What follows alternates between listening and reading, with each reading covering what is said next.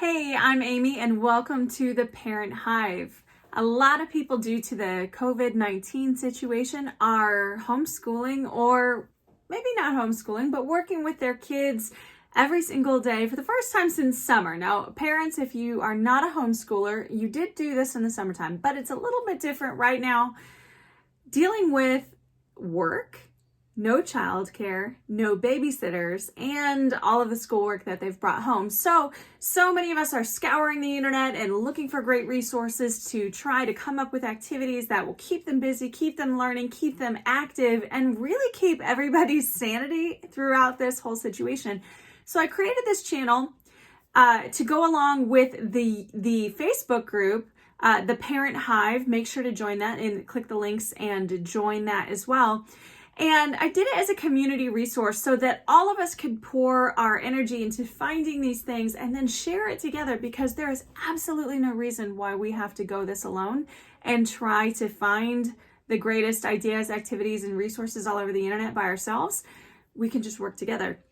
So that's what the Facebook community does. And then what I do here in this channel is I come up and I scour through that group and find the very best of the best, and then I highlight it here.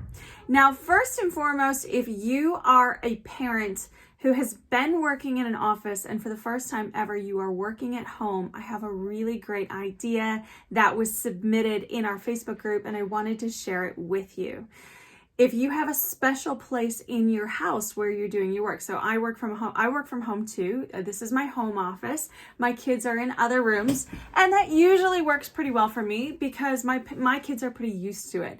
But for parents who are brand new to this idea, it can be really, really challenging. And sometimes it's challenging even for me when my kids know that this is going on. It can be very challenging for the kids to understand that yes, you're home, but it's not playtime, it's your work time. So they have to treat you like you're not there. So one really important thing to do as a working parent is to get up and put on real clothes, just like you would if you were going to the office. Now, maybe you don't have to wear a suit or whatever you wear. I don't know. Do people still wear suits at offices? Maybe they do. I don't know very many. But anyway, look like you are working. Don't wear pajamas. Actually wear real clothes. And then go have breakfast with them if that's what you do normally. And then have them walk you to your workspace. If it's a home office, great. If it's just a corner of a room, that's great too. Or a little desk that you set up. Have them walk you there, give you hugs and kisses, and say goodbye to you as if you're leaving for the day. And then that routine of them understanding that you are, okay, daddy's going to work today, or mommy's going to work today, mommy's going to work now, can really help them to understand that even though they can physically see you, it's not the same as a Saturday or Sunday where they play with you all day. Then at the end of the day, if they come back for lunch, you can make a really big deal out of that. Obviously, this works really well with young kids. You can make a really big deal out of coming home for lunch. And then at the end of the day, actually have them walk to your workspace and come and pick you up for the end of the day. It's just a really cool way to help them understand the separation, even though they can physically see you, the separation between work and playtime. So that's a really great idea. Another thing that is I wanted to highlight today, because we don't really know when this situation is going to end. We think we do. We think it's going to be a couple weeks, 3 weeks, but we really don't know when this is going to end. I'm going to recommend using something that I used when I was pregnant. Now, when I was pregnant, I used things like, I was 8 days overdue with my second child. And it's really, really frustrating when you start counting down days like that on things that you're not happy about, like being really overdue with the baby, or like, I can't go see my friends at school. I can't go do the things I want to do.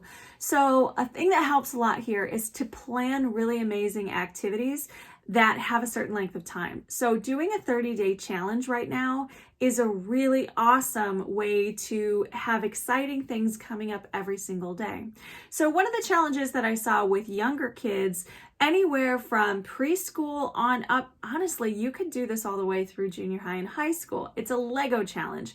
And Legos, honestly, I mean, look at some of the Lego sets you see out there. They are adult Lego sets for sure. If you look at like Millennium Falcons and all the crazy things that you see.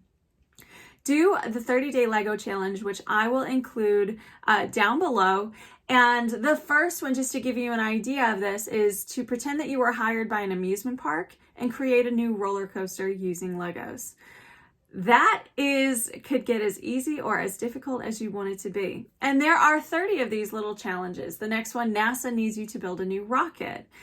So it's really fun. You can really get your creativity moving, and depending on the age of your children, you can start talking about physics. You can incorporate physics lessons in there. If you have little guys, you can just do sorting and colors, spatial intelligence. All these kinds of things can be brought into this Lego lesson, depending on the age of your child. So finding a 30-day challenge like this is just a really great way to have something to look forward to every single day, as opposed to saying like, oh my gosh, it's another day that I have to go and, sit and not go to school with my friends. Coming up with stuff like this is really, really going to help you. So this is what we're going to do here. I'm going to highlight the best of the best and give you some great links below and into these great resources. I could very well have missed something, and if I did, please email me your suggestions at parenthivecommunity@gmail.com. And I would love to hear the awesome things that you are doing with your kids to help grow your kids, to educate your kids, and to strengthen your families during this time. We all need the resources. We all need the help. So share them with me too. And again, don't forget to join the Facebook group where you're going to see all of these ideas coming in, pouring in live. Share it with your friends as well. We're all getting through this together, and can't wait to see you in there. See you in the next video.